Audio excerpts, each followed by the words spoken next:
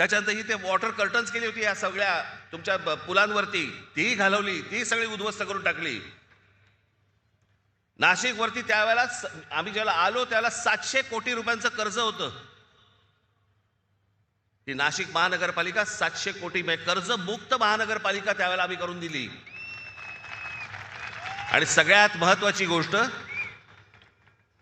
त्या संपूर्ण 5 वर्षाच्या काळात विरोधी पक्षातलेही लोक बसले होते, भाजपवालेही बसले होते, सगळेच बसले होते. त्या संपूर्ण 5 वर्षाच्या काळात विरोधी पक्षाकडनं एकही भ्रष्टाचाराचा आरोप झाला नाही, अशी ती महानगरपालिका होती.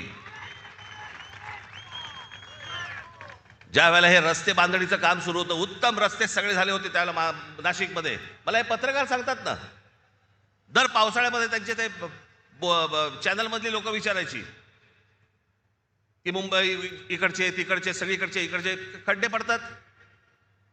मी इकडचे जे कंत्राटदार होते त्या कंत्राटदारांची पहिली एक बैठक बोलवली होती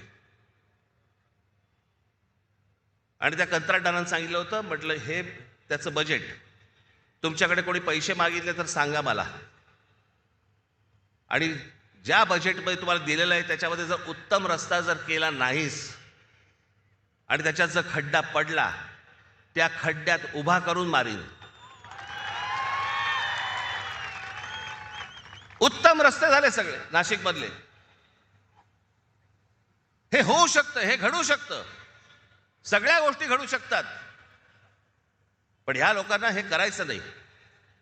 5 वर्ष दिली, हे 5 वर्षामध्ये हे देवेंद्र फडणवीस येऊन तुम्हाला काय बोलून गेले, ते काय बोलून गेले ते फक्त झालंय का एवढं फक्त मला सांगा.